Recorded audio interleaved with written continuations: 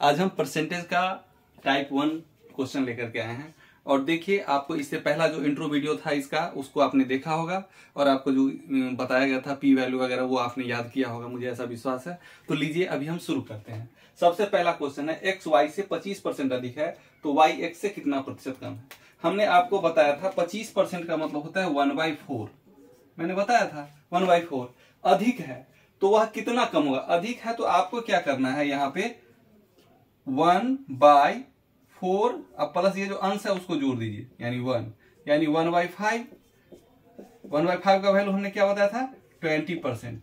अर्थात इसका आंसर क्या हो गया, एक्स वाई से 25% अधिक है तो वाई एक्स से कितना परसेंट कम है, 20%। समझ में आ गया। अगला क्वेश्चन है वही वैसा ही क्वेश्चन है। मोहन का वेतन राम के वेतन से 20% कम है। मोहन का वेतन राम के वेतन से 20% कम है। 20% का वैल्यू हमने क्या बताया था, 1/5। अब कम है तो क्या करना है, 1/5 माइनस 1, यानी 1/4। इसका वैल्यू हमने क्या बताया था, 25%। 1/4 का वैल्यू। अर्थात अगर पूछता है राम का वेतन मोहन के वेतन से कितना परसेंट अधिक है तो 25%।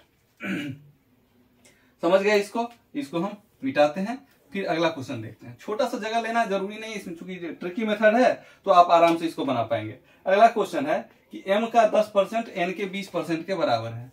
ये हो गया m और ये हो गया n। ये इसका 10% इसके 20% के बराबर है। अगर बराबर है तो इसको अगर अनुपात में करना हो तो आपको बताए थे कि ये उलट जाएगा, 2:1 हो जाएगा आंसर। अगला क्वेश्चन है 140 का 75% 210 का कितना प्रतिशत है। आपको बता दें कि बराबर के आर पार जो इक्विवेलेंट हो या जो कटने वाला हो वो काटा जा सकता है। तो आप देखिए कि ये परसेंटेज से आप ये परसेंटेज को हटा दीजिए। इसके बाद देखिए 7 दूनी 14 और 7 21 और 3 से ये हो जाएगा 25, 25 दूनी 50। आपका आंसर हो गया कितना प्रतिशत है, यह 50%। समझ में आ गया। 45 360 का कितना प्रतिशत है। आपको हम बताए थे काका रूल। काका रूल का मतलब, काका मतलब कंधे पर, तो 360 के कंधे पर क्या रहेगा, 45। तो 45 को हम 45/360, 360 के कंधे पर क्या रहेगा, 45। तो आप इसको काटिए।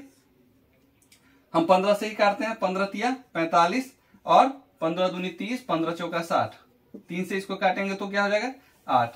आपका मतलब इधर क्या आ गया, 1/8। 1/8 का मतलब आपको हम पी वैल्यू में क्या बताए थे, 1/8 का मान होता है 12.5 पी, यानी इसका हो जाएगा 12.5%। समझ में आ गया।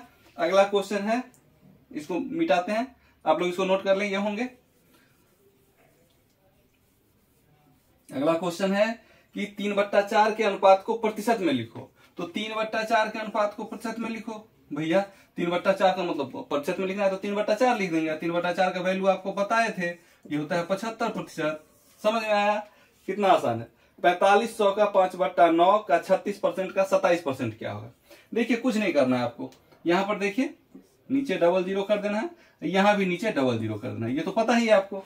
अब देखिए 1 0 से ये दोनों जीरो कैंसिल हो गया। 9 से इसको काटेंगे तो ये हो जाएगा 5, 5 25, 25 से इसको काटेंगे तो क्या हो जाएगा, यहाँ पर 4।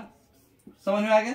अब ये 4 से इसको काटेंगे तो 4 9 36। अब क्या हो गया, 9 9 27।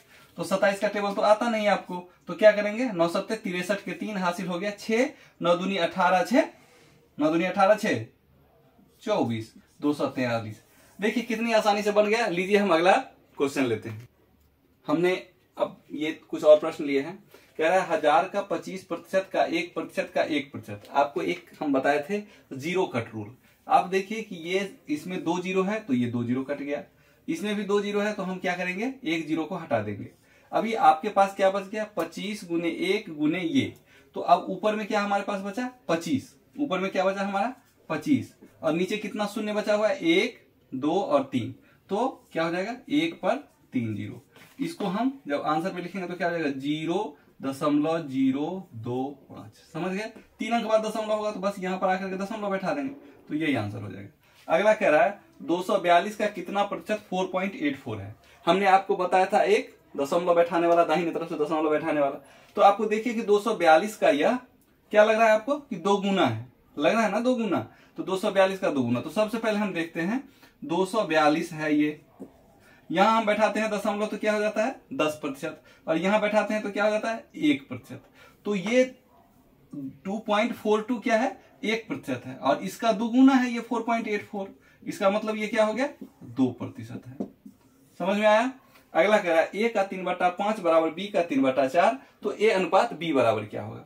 3/5 का मतलब हमने क्या बताया था आपको, p वैल्यू में 60% बराबर 3/4 का मतलब क्या है 75%।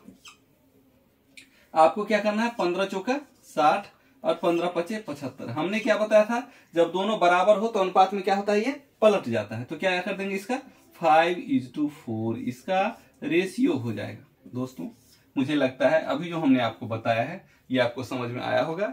इसी प्रकार टाइप 1 टाइप 2 टाइप 3 करके हम बताएंगे आपको, और आपको समझते जाएंगे आप, और इस तरह धीरे धीरे परसेंटेज आपका मजबूत हो जाएगा। जब परसेंटेज आप बनाना सीख लेंगे तो आपके लिए आसान हो जाएगा। Profit and loss, simple interest, compound interest, देखते ही बोलते हैं ना चुटकियों में उड़ाना, चुटकियों में उड़ाएंगे प्रश्नों को। चलिए मिलते हैं अगले वीडियो में।